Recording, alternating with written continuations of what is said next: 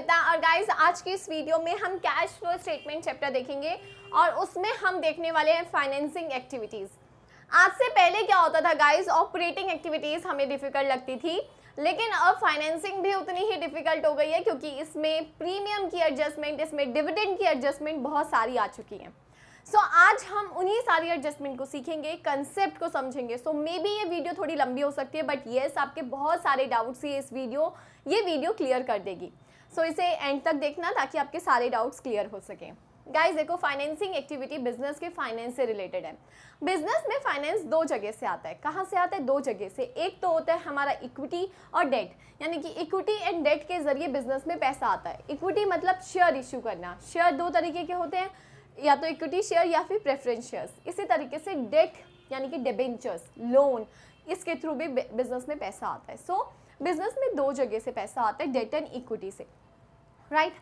अब गाइस अगर ये बिजनेस में पैसा आ रहा है, यानी कि अगर आपका बैलेंस जो है वो बढ़ रहा है, जैसे 2019 में आपके पास 1 लाख था, अब ये 2020 में आके 2 लाख हो गया है, तो इट मीन्स आपके पास पैसा बढ़ रहा है, इंक्रीज हो रहा है। इशू किए शेयर्स, लोन हो सकता है, कुछ भी। तो आप इसे फाइनेंसिंग एक्टिविटी में कैसे दिखाते हो? प्लस में दिखाते हो, क्योंकि आपको क्या देखना है, आपके पास पैसा आ रहा है।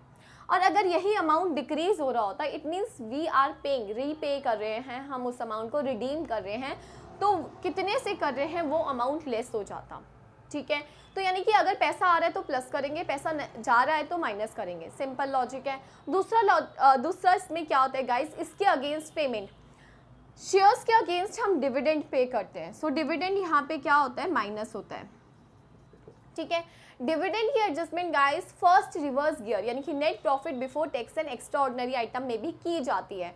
Dividend, interim dividend, propose dividend, है ना। इंटरिम डिविडेंड तो हमें एडजस्टमेंट में दिया होता है, वही लेते हैं। प्रपोज डिविडेंड कौन सा लेते हैं हम लोग? चेंज हो गया था ना, ये पहले करंट था लेकिन अब क्या है?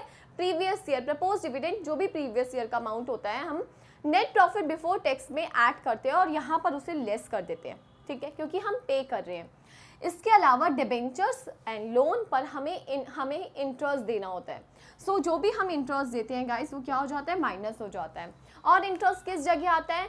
Non cash and non operating item में प्लस होता है, ठीक है, क्योंकि हम ऐड बैक कर रहे होते हैं, रिवर्स गियर नंबर 2 पर होते हैं, हमें ग्रॉस प्रॉफिट तक जाना होता है, तो उसी इंटरेस्ट को हम वहाँ तो प्लस किया होता है और यहाँ माइनस कर रहे होते हैं। तो इन दोनों के अगेंस्ट जो भी हम पेमेंट करते हैं वो माइनस हो जाती है।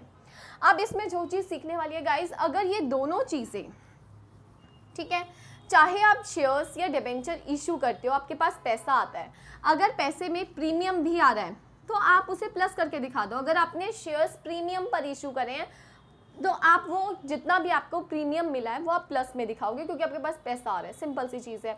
अगर आप रिडीम करते समय प्रीमियम आप पे कर रहे हो तो वही आप माइनस में दिखाओगे कि आप कितना प्रीमियम पे कर रहे हो, उतना अमाउंट आपके फाइनेंसिंग में लेस हो जाएगा। सो ये तो थी बहुत बेसिक सी एडजस्टमेंट्स, ठीक है, यानी कि ये एक आप कह सकते हो कंसेप्ट है जो हमें क्लियर होना चाहिए। अब इसके बाद जो चीज़ आती है वो ये है कि गाइज मतलब कुछ एडजस्टमेंट्स मैंने लिए। If share holders approve redemption of shares at a premium but term of issue did not provide, यानी कि शेयर होल्डर्स ने गाइज अप्रूव, देखो शेयर होल्डर्स बिजनेस को सारे डिसीजंस लेते हैं, हाँ या ना भरते हैं उसमें।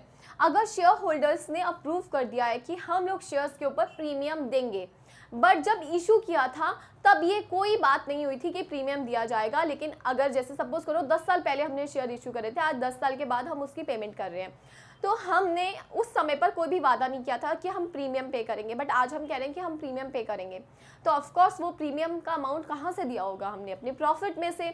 तो उसकी एडजस्टमेंट क्या होगी? वो non cash and non operating में प्लस होगा, क्योंकि ये पार्ट हमने अपने प्रॉफिट में से निकाला है। रीज़न क्या है? क्योंकि ये पार्ट हमने अपने प्रॉफिट में से निकाला है, तो उसे हम non cash and non operating में प्लस कर देंगे, ताकि add back reverse gear number 2 में, एंड फाइनेंसिंग में वो माइनस हो जाएगा, बिकॉज वी आर पेइंग, हम प्रीमियम पे कर रहे हैं, तो फाइनेंसिंग में माइनस होगा, सिंपल सा केस।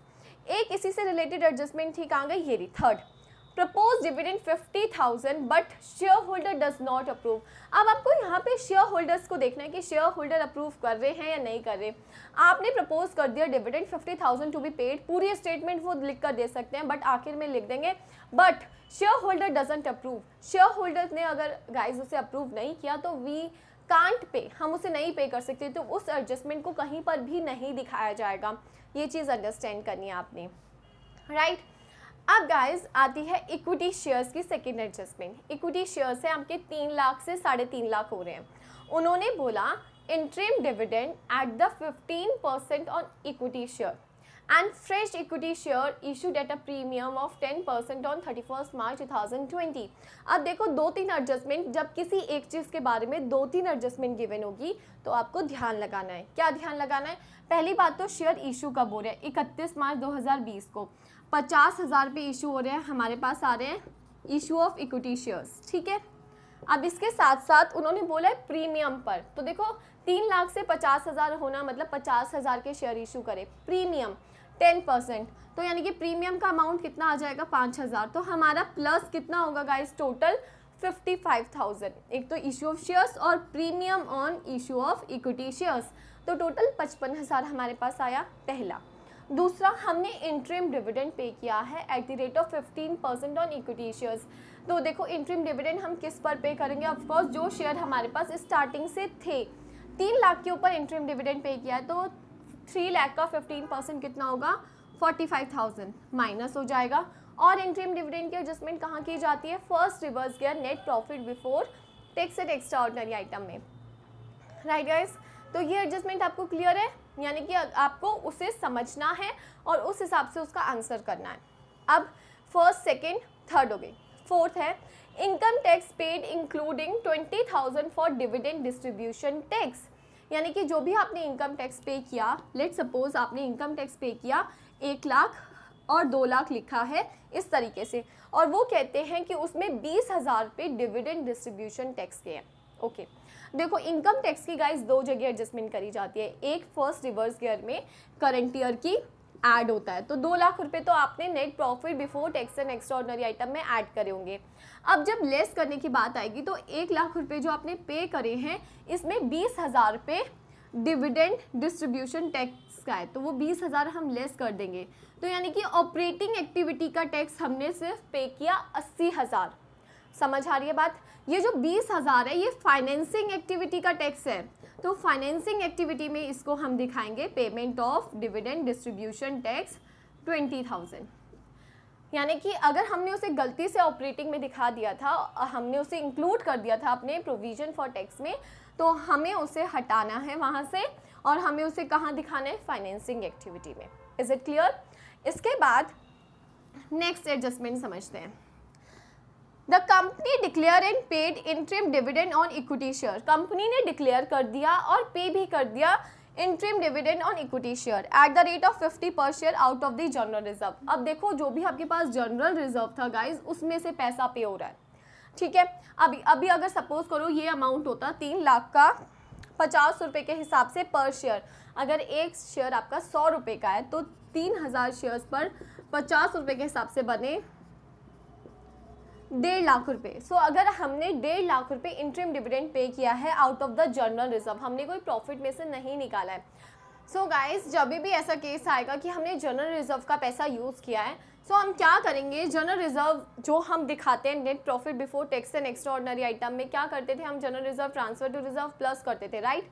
और टैक्स को भी डिविडेंड को भी हम प्लस करते थे। तो हमें वहाँ पर ये एडजस्टमेंट नहीं दिखानी है क्योंकि हमने अपने जनरल रिजर्व का पैसा ही पेमेंट कर दिया, राइट। तो वहाँ पर कोई एडजस्टमेंट नहीं दिखाई जाएगी, ना ही इस डिविडेंड की कैलकुलेशन से रिलेटेड। यानी कि अगर हमने 3,000 इंटू 50 1.5 लाख रुपए हम वहाँ पर नहीं दिखाएंगे, ना ही हम जनरल रिजर्व का अमाउंट दिखाएंगे।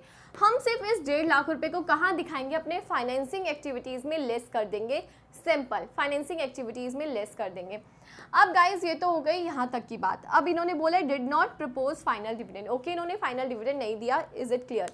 लेकिन अब अगर ये एडजस्टमेंट हो और आपको प्रेफरेंस शेयर्स की कोई भी एडजस्टमेंट गिवन नहीं है क्वेश्चन में कि आपने प्रेफरेंस शेयर्स पर कोई डिविडेंड पे किया है या नहीं किया, राइट। तो आपको गाइस ये एज्यूम करके चलना है कि प्रेफरेंस शेयर्स पर पहले डिविडेंड पे किया जाता है और उसके बाद इक्विटी शेयर होल्डर्स को दिया जाता है।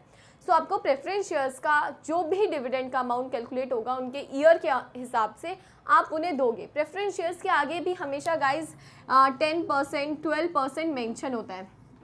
सो आपको ये रेट देखते हुए उनको क्या देना है, डिविडेंड देना है। सो आपको इस चीज़ का ध्यान रखना है कि भाई प्रेफरेंस शेयर्स को पहले दिया जाता है। सो अगर इक्विटी शेयर के बारे में इंफॉर्मेशन है तो प्रेफरेंस शेयर्स ऑटोमेटिकली आपको एज्यूम करना है। जो गलती होती है हमसे वो यही होती है कि हम ये तो ले लेते हैं लेकिन प्रेफरेंस शेयर्स का नहीं लेते। सो ये चीज़ आपको एजम्पशन बेस पर करनी है। और अगर क्वेश्चन में नॉर्मली गिवन है कि हमने प्रेफरेंस को भी दिया, इक्विटी को भी दिया, तो कोई दिक्कत ही नहीं है, ठीक है। अब इसके बाद गाइज हम जो सीखने जाएंगे वो होगा डिबेंचर की एडजस्टमेंट्स। डिबेंचर, जैसे कि डिबेंचर का गाइज ये वाला अमाउंट गिवन है। अब मैं थोड़ा सा ना इसको लेती हूँ 1,50,000, ठीक है। डिबेंचर गाइज जैसे इशू किए जाते हैं, पहले 1 लाख के थे, अब 1 लाख बढ़कर 1.5 लाख के हो गए। तो आपको कोई भी इंफॉर्मेशन गिवन नहीं है, बट डिबेंचर जब भी इशू किए जाते हैं हमेशा 10% डिबेंचर, 12% मेंशन होता है, राइट। तो जो ये 10% ये 12% है, इट मीन्स ये उसका इंटरेस्ट का अमाउंट है। सो अगर क्वेश्चन में कुछ भी मेंशन नहीं है अबाउट द इंटरेस्ट पेमेंट, आपको एज्यूम करना है कि हाँ हमने पेमेंट करी है। और वो किस ईयर पर करी होगी, बेस ईयर लेना है। कौन सा, बेस ईयर के बेस पर, यानी कि 1 लाख पर 10% के हिसाब से हमें इंटरेस्ट दिखाना होगा 2 जगह, non cash and non operating में प्लस होगा, फाइनेंसिंग में माइनस होगा, ठीक है।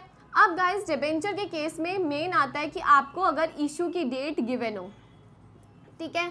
सो इशू की डेट में भी जैसे इस वाले केस में ओपनिंग 1 अप्रैल 2019 को अगर आपने इशू कर दिया, यानी कि ये जो 50,000 के डिबेंचर न्यू आए हैं हमारे पास, अगर ये हमने स्टार्टिंग में ही इशू कर दिए थे तो देखो पूरे 1 लाख पर और 50,000 मिलाकर पूरे 1.5 लाख पर आपको इंटरेस्ट देना होगा, ठीक है। क्योंकि आपको इसमें सिर्फ एक चीज़ सोचनी है कि ये पैसा अगर मैंने यूज़ किया है पूरे साल तो मुझे पूरे पे इंटरेस्ट देना है। तो यानी कि 1 लाख तो आपके पास ऑलरेडी पहले से था तो उस पर तो पूरा इंटरेस्ट जाएगा, और इवन 50,000 पर भी जाएगा क्योंकि 50,000 आपने स्टार्टिंग में ही इशू कर दिए थे डिबेंचर। अब अगर यही डेट होती आपकी 31 मार्च 2020, यानी कि अगर आपने 50,000 लास्ट में इशू करे हैं तो आपको 50,000 पर कोई भी इंटरेस्ट देने की ज़रूरत नहीं है, आपको सिर्फ इंटरेस्ट 1 लाख पर देना होगा, ठीक है। इसके बाद अगर हमें कोई गिवन हो डेट इन बिटवीन की, लाइक 1 अक्टूबर को इशू करें हमने, ठीक है, तो हम 1 लाख पर, तो गाइस देखो 1 लाख हमारे पास पूरे साल तक था तो 1 लाख पर तो पूरा 10% इंटरेस्ट देंगे हम, ठीक है। और जो 50,000 है उस पर 10% हमने जितने मंथ्स अक्टूबर में करा तो अक्टूबर का हो जाता है 6 मंथ्स, ठीक है। तो ये होगा 2,500 रुपये, तो हमें टोटल इंटरेस्ट 12,500 देना होगा। सो आपको डेट भी मेंशन अगर है तो सॉल्व करना है, अगर डेट मेंशन नहीं है तो आपको बेस ईयर के बेस पे लेना है, ये चीज़ ध्यान में रखनी है। तो काफ़ी सारी चीज़ें हैं जो फाइनेंसिंग की एजम्पशन पर बेस्ड है, तो आपको इस तरीके से उन्हें समझना है और क्वेश्चंस को करना है। सो पहले तो ये भी थोड़ा सा ध्यान में रखना कि जब भी प्रेफरेंस शेयर्स को हमेशा पहले प्रेफरेंस दी जाती है, डिबेंचर्स बिना बोले उनको इंटरेस्ट दिया जाता है। तो ये सारी चीज़ें हैं गाइज जो आपको समझनी है और अपने क्वेश्चन में करनी है। आई होप आपको गाइज ये वीडियो समझ आई होगी। अगर समझ आई है तो please like share and comment ज़रूर करना, और अपने डाउट आप मेरे से यूट्यूब और इंस्टाग्राम पर पूछ सकते हो, और टेलीग्राम चैनल ज्वाइन कीजिए गाइज, सबिता मेसी class 12 for the notes and assignment. Thank you.